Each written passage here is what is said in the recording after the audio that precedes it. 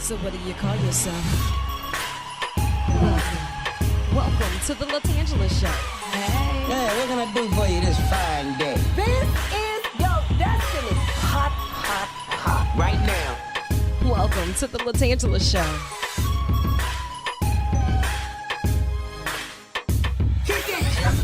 Come on in and enjoy yourself. Right now. We gon' party like no one else. Welcome to the LaTangela Show. You ready? Yes. Here we go. Hi, and welcome back to another episode of the LaTangela Show podcast. You know, it does my heart well to have this time together. And I get the opportunity to hang out with some of the world's greatest. And you know, he's here on some official business, but I saw him walk past the glass and I was like, Mr. Wilson, I need you to come in here and do some real work with us today because they have had you on skates. How are you? I'm great. How are you? I'm holding on. But I'm getting better by the second, you know? Good. 'Tis the season and we want to go outside. And I know that you have options on top of options on top of options for the best of safe havens and community fun-filled events for families. You've been serving as our superintendent for BREC for how long now? Since January of 2019, so I'm in the middle of my 6th year. Are you excited yet?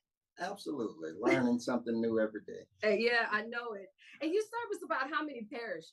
Well, we only service EBR Parish. That's over 450,000, but that makes us one of the largest park systems in the country. And nationally, they rank park systems. And so we are in category 1 because we serve more than 400,000. But that puts us in the same category as New York and San Francisco and Los Angeles and all the big boys. But we hold our own, you know. Absolutely. And we're doing it with style and grace. And when you start talking about park systems, you know, that's foreign to us. You like, that's not a part of the day-to-day. We think of it as BREC. It's been there since forever. It's a park. It's been there since forever. But when you start talking about ranking nationally, what are some of the qualifications and some of the things that put it in different tiers outside of the amount of people? Yeah, look, we're truly blessed to have BREC in our community. We're one of the largest park systems, over 175 parks. But what sets us apart from other park systems is the variety of different recreational amenities we have. You know, we have everything from zoo to golf courses, Liberty Lagoon, tennis, and a horse park, a swamp, an observatory. The list goes on and on and on. We have a very diverse community in terms of what they're interested in having, and we try and meet the needs of the community. So that sort of separates us a little bit. And there is something for everyone, because, you know, even for myself, the zoo, that's my hangout spot. I go there for the tranquility of it all. I used to go there all of the time with my grandmother. And I know that there have been some improvements and some things that's going on with our zoo. Tell me a little bit about it. Absolutely. We're very excited. October 5th, write that down. October 5th, we're going to have our big grand opening at the zoo. We'll probably open before that, but we'll actually cut the ribbon and celebrate everything new at Greenwood Community Park. And so not only do we have over 10 new exhibits at the zoo, new giraffe feeding exhibit. You'll be able to feed a giraffe eye to eye with a piece of lettuce that costs maybe $5 for that piece of lettuce. We'll also have a new underwater hippo viewing. You can stand, you know, just straight up and see the hippo swimming underwater. And so that's exciting. We have a brand new facility, new gift shop, new entrance facility right in the middle of Greenwood Community Park. And so in addition, we got improvements to J.S. Clark's golf course at the same park, as well as Greenwood Community Park, brand new playground there. So over $50 million of investments in North Baton Rouge, and we're going to celebrate all of it on October 5th. So we're excited about that. Absolutely. I'm trying to stamp my ticket right now. I know you say the 5th, but surely you need somebody to help you set up on the 3rd and the 4th. Put me down as the setup committee. Have we named the giraffe yet? Well, all our giraffes have names, and I'm a nickname them. Don't worry about it. Yes, you can give them your name as well. So they answer to anything as long as you have a piece of lettuce. That part. And you know, this is something so exciting. Whenever you have those staples in your community, it has become a part of your history as well. Families take these field trips to the zoo. You have field trips with your school and your teammates to the zoo. You're going to these different parks. And even for all of these nonprofit organizations that's doing their events and they have their teams, we spend a lot more times with these parks than we probably even realize, right? Yes, they've just become part of who we are, just like our streets and sidewalks. But if you just think about it, and no different than me, my experiences at the park helped shape me. And so whether it was a zoo, whether it was my neighborhood park where I played basketball and had mentors for coaches and got my confidence up because I couldn't climb all the way to the top of the monkey bars, but then eventually I was able to do it. All of those things are experiences that help shape and develop our next generation. Yes. And so there's another superintendent out there of BREC that's playing on the playground right now and getting valuable experiences from participating in our summer camps or going to Liberty Lagoon. And so ultimately that's what it's about. Parks and Recreation provide great benefits, not just fun and games, but everything from health and wellness to social to mental, and the list goes on and on. I love it. And I know you got a lot of work to do, but I'm going to hold you here a little while longer. So don't try to leave just yet. I got more on the way. And if you want more details on BREC, all you have to do is log on to brec.org. Today in the hot seat and on the tan line, we have none other than our superintendent of BREC, Cory Wilson. So you keep it locked right where you have it. Hey, and welcome back to another segment of the LaTangela Show podcast. I still got him here with me, none other than the superintendent of BREC, Cory Wilson. So far, so good? So far, so good. I don't need to put these on. Oh, you can if you want to. You want them on? Okay, good. Then why even let you come up in here and do some mixing and some mastering or freestyling? You got the mic. Not today. Next episode. Next episode, I got you covered. You have been doing this for almost 6 years for BREC. If you had to pick a highlight so far, what would it be? Obviously, the biggest highlight was in October of 2022 in Phoenix, Arizona, in front of about 6,000 or 7,000 other park and recreational professionals in the Phoenix Convention Center there. We were recognized as having the best park system in the entire nation. And so that was that's big. That's a pretty big honor. It was the first time we've won since 1991. It's wow. The third time we've been recognized. But 1991, I was a junior in high school. Yeah. And, first time we won, 1975. I was just 1 year old. So. Yeah. But and so to be recognized. Again, we have a great park system in here, and it was good that all the hard work we have almost 1,000 employees, the work that they put in to be not only recognized locally, but nationally as the best, not Absolutely. One of the best, the best. The best. And you got to say that with your chest. The best, Number one. Number one. That's not accidental. That's a lot of hard work and dedication. And then you overcame a lot of obstacles because like you said, this was not that long ago, but even with everything that occurred in 2020, of course, there were some major setbacks, a lot of revamping, going back to the drawing board. And when you start talking about those type of challenges, you really got to go to the drawing board and depend on your team. But you just mentioned that you have over 1,000 employees.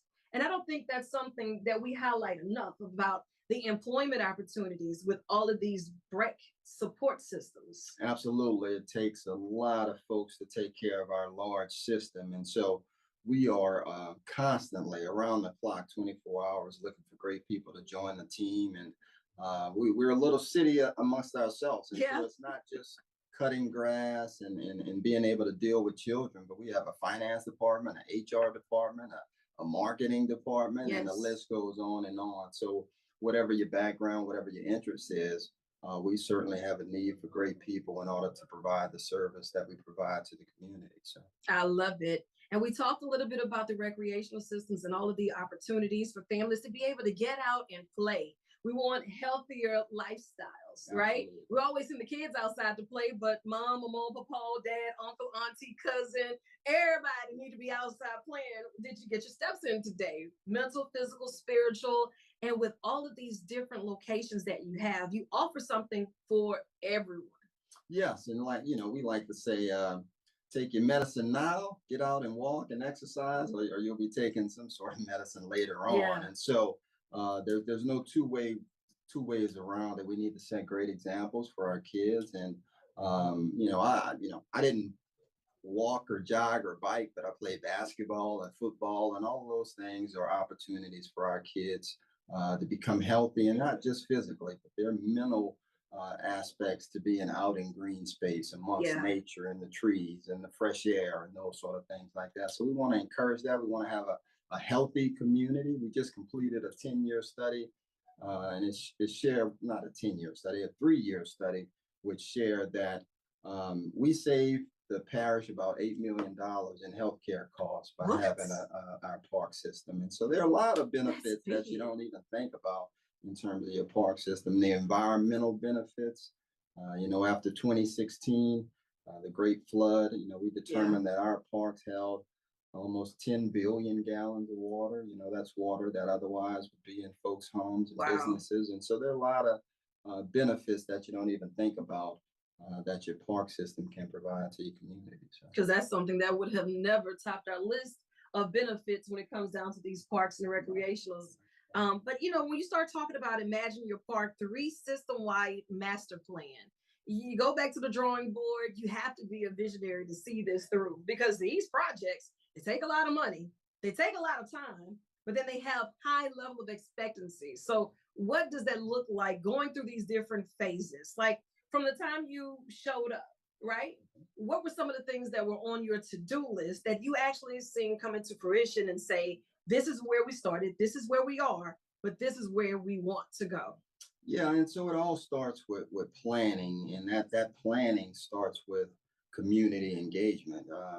We say Imagine Your Parks, and this is the 3rd iteration because we like it so much. We emphasize the your in that. And so we start with a lot of community input. And so when I started in 2019, we're in the middle of Imagine Your Parks 2. And so that plan went from 2014 to 2024, obviously. And so we need to make sure that we're wrapping up those things that were included in the plan, but also, things like the pandemic hit, right? In 2020, that wasn't did not see that coming. 2014. Even when they say, what is your emergency plan that you don't see coming? That wasn't in there, right? Right. I should have said that was my highlight of my career. Surviving that, because it was a task. Being able to bounce back from that and say, wow, we still have so many years left within this plan, and we still have to make it happen, for them to even consider the next phase. Yes. And so we had to make sure we completed that plan. And over the last 12 or 13 months, we've been talking to the community about the next 10 years and what do you want to see in that plan. And so in the next couple of days, we'll be going to our board to finalize that plan. And that plan talks about what our priorities are going to be for the next 10 years, talks about the different type of projects that we're going to emphasize. And so, we're excited to bring that before our board because there's a lot more coming. Now, obviously, the part of the reason we do a plan is because we'll be on the ballot in November, and that's we want to make sure people are aware that we're on the ballot. But if we are fortunate enough to pass that tax in November, it's a renewal, no new taxes. Let's make sure we say that. Then that plan can come to fruition. So that's ultimately how we do it. And look, we did that previously, and with the 2004 Imagine Your Parks 1, 2014 Imagine Your Parks 2. Executing those plans led to 2022 when we were recognized as the best park system in the country. And so we're just trying to follow the blueprint that we already have in place, which is community input, putting a plan together, passing the tax, and then executing that plan. That's good stuff. And whenever you go to your board, I know that you have your own set of visions. You're working day in and day out. You go to different areas. There is no cookie cutter plan for this. But if there's a broader scope, what does that look like for Cory Wilson? What is on that wish list for you to say, you know what, this is a piece of my legacy, and this is what I would like to see for BREC? Yeah, certainly. A lot of the stuff you see we're sort of executing now was part of the previous administration's plan, whether it is the first phase of the zoo. But there are a lot of exciting things. I know Memorial stadium, and in that park is a big part of the community. And so I'm being able to do something there in terms of revitalizing that facility in that part of town is exciting to me. The fact that our 10-year plan, the focus is equity, meaning we're going to be spending dollars where they're needed the most, not necessarily equally everywhere, because there are people in places that need more than others. And that's not because it's a bad part of town, it's just because that part of town wasn't invested in previously. And True. so those needs arise. And so being able to get that plan passed and have that be our focus, that's a big part of what I want people to ultimately remember. Our administration, we started a DEI council in terms of making sure internally our focus, whether we're hiring people, spending dollars, serving people, that we're doing it equitably, that it represents the parish that we serve. We have a small business opportunity program that we started since I've been in superintendent seat. All of those things I'm proud of. And again, it takes a team of 1,000 people to pull it off. But certainly, I'm proud to the work that we've done over the last 5.5 years. As you should be. And we, as a part of the community's platform, I want you to think of this as an extension of your office. Whenever you have anything that's going on, because you have a lot that's going on. Yes. I'm the queen of a good field trip. Let me tell them about all the great field trips. And in the next segment, that's exactly what I'm going to do. But, this is such a key component to our community, and anything that we can do to help you get the word out, whether it's from a new lighting project all the way down to new activities and new community partnerships, this is what we need to do. It's the brandship. And I really appreciate and respect the hard work and dedication and the decisions that you make day in and day out to go in and do this on the behalf of others. That's compassion. And I appreciate y'all so much. And I'm going to hold you here a little while longer because I see we got some stuff coming up in September. We got some stuff coming up in October. And I got some stuff on my wish list. Okay. So you keep it locked right where you have it. We'll be back in just a second. Okay, so listen, we're back for the last segment of this interview, and I had to wrap it up with the field trips are us, because at BREC, there's definitely something for everyone. And Superintendent Corey Wilson is giving us the inside scoop, because I have questions that need answers. Now, every year you have Boo at the Zoo, and I'm super excited about that because I'm the one skipping the kids in the line. No, don't frown upon it. I know it's a no-go. It's a confession hotline. That was a very judgmental tone you just gave me without saying a word. But okay, this year I won't skip as many kids. We'll get you some kids. Thank you. But that's something that families are always looking forward to. You and your team, you go above and beyond, and you have all of these lights, and it's just camera and picture worthy. But you're doing something for the adults in September, and this is something that is going to be big. Yes, and so this is probably our 4th, 5th, maybe 6th year. I've lost count, but we do Brew at the Zoo, which is a nighttime event for adults only. September 27th from 7 to 10 p.m.